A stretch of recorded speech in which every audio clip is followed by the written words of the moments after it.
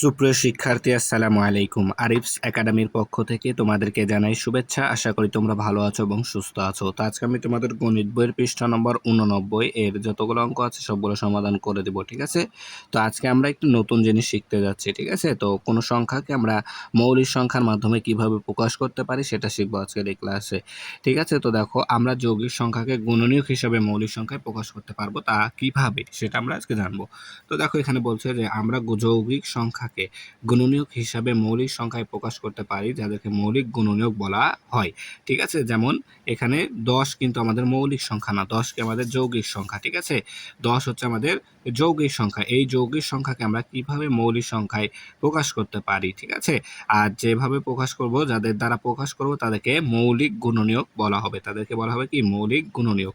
তাহলে এই 10কে আমরা কিভাবে মৌলিক সংখ্যায় প্রকাশ করতে পারি, ঠিক আছে? তাহলে দেখো, এই যে 10, এই 10কে আমরা লিখতে পারি, দেখো 2 দ্বারা গুণ করলে তাহলে 2 গুণ 5, 5 দুগুণ 10, ঠিক আছে? 5 দুগুণ 10, তাহলে 10কে আমরা লিখতে পারি 2 গুণ 5, ঠিক আছে? তাহলে এখানে 2 দেখো মৌলিক সংখ্যা, 5ও আমাদের মৌলিক সংখ্যা। তাহলে 10কে আমরা এভাবে কি মৌলিক সংখ্যায় প্রকাশ করতে পারি, 2 গুণ 5। 2ও মৌলিক সংখ্যা, 5ও মৌলিক সংখ্যা। আশা করি তোমরা জানো। এটা আমরা কিন্তু গত ক্লাসে কিন্তু মৌলিক সংখ্যা বের করা শিখেছিলাম 1 থেকে 100 পর্যন্ত। তো আমি বলেছিলাম যে তোমরা কি করবা, 1 থেকে 30 পর্যন্ত, অন্তত পক্ষে 1 থেকে 30 পর্যন্ত মৌলিক সংখ্যা যেগুলো, সেগুলো কি আমাদেরকে মুখস্থ করে নিতে হবে, ঠিক আছে? তো আশা করি তোমরা এটা মুখস্থ করেছো, ঠিক আছে? তাহলে মৌলিক সংখ্যা 2 এবং 5 দ্বারা গুণ করলেই 10 হয়।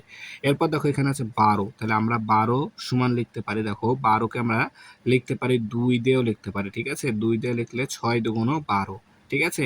তাহলে এখানে দেখো 2 মৌলিক সংখ্যা, তাই 2 থেকে গেল, কিন্তু 6 কিন্তু আমাদের যৌগিক সংখ্যা, তাই 6কেও আবার ভাঙতে হবে, ভেঙে মৌলিক সংখ্যা করতে হবে। তাহলে আবার আমরা লিখতে পারি 2 গুণন 3, 6 সমান সমান 2 গুণন 3, তার মানে 3 দুগুণ 6, ঠিক আছে? তাহলে এখন দেখো, এই 2ও মৌলিক সংখ্যা, এই 2ও মৌলিক সংখ্যা, এই 3ও কি আমাদের মৌলিক সংখ্যা। তাহলে 3টাই মৌলিক সংখ্যা হয়ে গেছে, ঠিক আছে? তাহলে যদি এটা আবার গুণ করে দেখো, 3 দুগুণ 6, 6 দুগুণ 12, 12 মিলে গেছে, ঠিক আছে? সেম ভাবে আমরা যদি 20কে ভাঙি, তাহলে দেখো 20 সমান সমান লিখতে পারি আমরা 2 গুণ 10, 10 দুগুণ 20, ঠিক আছে? তাহলে 2 মৌলিক সংখ্যা, 2 থেকে গেল গুণ 10 কিন্তু আমাদের যৌগিক সংখ্যা, তাহলে 10কে আবার ভাঙলে আমরা পাবো 2 গুণন 5, 2 গুণন 5, 5 দুগুণ 10, ঠিক আছে? তাহলে এখানে 2 মৌলিক সংখ্যা, এখানে 2 মৌলিক সংখ্যা, 5ও মৌলিক সংখ্যা, তাহলে 3টা সংখ্যা আমাদের মৌলিক সংখ্যা হয়ে গেল, ঠিক আছে? সেম ভাবে যদি আমরা 24 এরটা করি, দেখো 24, তাহলে আমরা লিখতে পারি 2 গুণন 12, 12 দুগুণ 24, ঠিক আছে? প্রথমত আমাদের 1 থেকে 10 পর্যন্ত মৌলিক সংখ্যা 2, 3, 5, 7, ঠিক আছে? এই সংখ্যাগুলোতে প্রথমে আমরা গুণ করে দেখব। তাই প্রথমে 2 আছে, তাই 2 দ্বারা ভাঙার চেষ্টা করছি 24কে, তাহলে 12 দুগুণ 24 হয়, তাই 12 দুগুণ 24টা লিখলাম। এরপর দেখো 2 মৌলিক সংখ্যা, তাই 2কে থুয়ে দেবো, ঠিক আছে? এরপর 12 যৌগিক সংখ্যা, তাহলে 12কে আবার ভাঙবো, তাহলে 12কে যদি ভাঙি, তাহলে দেখো 6 দুগুণ 12, 6 দুগুণ 12, তাহলে এখানে দেখো আমাদের 2 কিন্তু মৌলিক সংখ্যা, ঠিক আছে? এখানে 2, এখানেও 2 চলে এসেছে, 6 কিন্তু যৌগিক সংখ্যা, তাহলে 6কে আবার ভাঙতে পারি, তাহলে আমরা লিখতে পারি 2 গুণন 2, এটা ঠিক থেকে যাবে। তাহলে এখন যদি আমরা 6কে ভাঙি, তাহলে 3 দুগুণ 6 হয়, 3 দুগুণ 6 হয়। তাহলে দেখো 2 মৌলিক সংখ্যা, 2 মৌলিক সংখ্যা, এটা মৌলিক সংখ্যা, 3ও আমাদের মৌলিক সংখ্যা। তাহলে সবগুলো কি আমাদের মৌলিক সংখ্যায় চলে আসছে, তার মানে আর ভাঙা যাবে না। তাহলে আমাদের দেখো 2, 2, 2, 2 গুণন 2 গুণন 2 গুণন 3 সমান সমান 24, কিন্তু সবগুলো মৌলিক সংখ্যা, ঠিক আছে? সেম ভাবে দেখো, এখন নিচে বলছে, আচ্ছা দেখো, বলছে খালি ঘরে মৌলিক সংখ্যা বসাই, খালি ঘরে মৌলিক সংখ্যা বসাতে হবে। এই যে যেভাবে আমরা করলাম সেম ভাবে এখানে করতে হবে। তাহলে 9 আছে, আচ্ছা আমি এটা করে দেখাচ্ছি, তোমরা এটা খালি ঘর পূরণ করে নেবে, আমি এটা এক্সট্রা পেজে করছি, ঠিক আছে? বই করছি না। তো দেখো এখানে আছে 9, 30, 18, 70, তাই না? তাহলে 9, আচ্ছা 9 আছে, তাহলে 9কে যদি আমরা ভাঙি, তাহলে দেখো 2 দিয়ে যাবে, 2 দিয়ে 9 যায় না, তাহলে 3 দিয়ে যাবে, তাহলে 2 এর পরে 3 আমাদের মৌলিক সংখ্যা, তাই 3 দিয়ে দিলাম, ঠিক আছে? এই ফলোটা আমাদেরকে, এই ফলোটা দেখতে হবে, ঠিক আছে? 2 এর পর 3, 3 দিয়ে না গেলে 5, 5 দিয়ে না গেলে 7, তারপর না গেলে 11, ঠিক আছে? তাহলে প্রথমে আমরা 2 দিয়ে দেখছি, 2 দিয়ে 9 ভাঙা যাবে না, 2 কে 2, 2 দুগুণ 4, 3 দুগুণ 6, 4 দুগুণ 8, 5 দুগুণ 10, 9 হচ্ছে না, তাই 2 বাদ।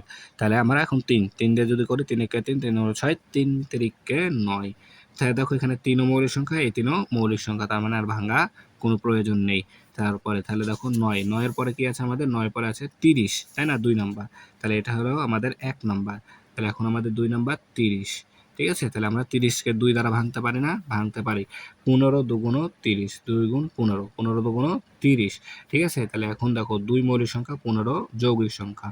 ঠিক আছে, তাহলে 2কে আবার ভাঙতে হবে, তাহলে 2 গুণন, তাহলে এখন 3 5 15, 3 5 15, তাহলে 2 গুণ 3 গুণ 5, 5 কিন্তু মৌলিক সংখ্যা, 3ও মৌলিক সংখ্যা, 2ও মৌলিক সংখ্যা। তাহলে এই যে এটা হচ্ছে আমাদের উত্তর। ঠিক আছে, আর এটা আমি তোমাদেরকে ভেঙে দেখাচ্ছি। ঠিক আছে, এটা আমরা ভেঙে দেখাচ্ছি তোমাকে আমি।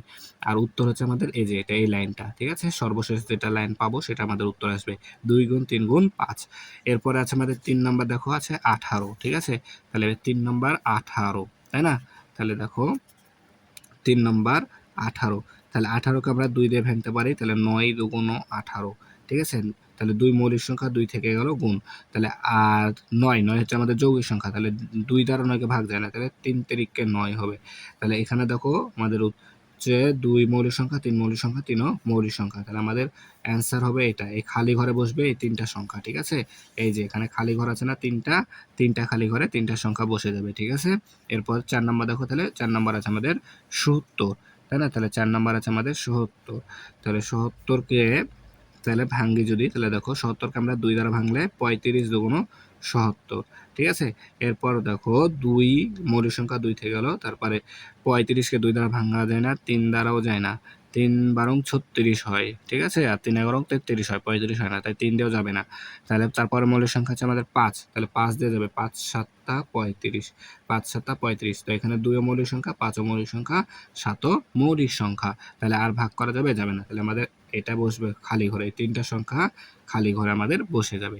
ঠিক আছে, তাহলে আশা করি বুঝতে পেরেছো, এটা একেবারে সহজ একটা বিষয়।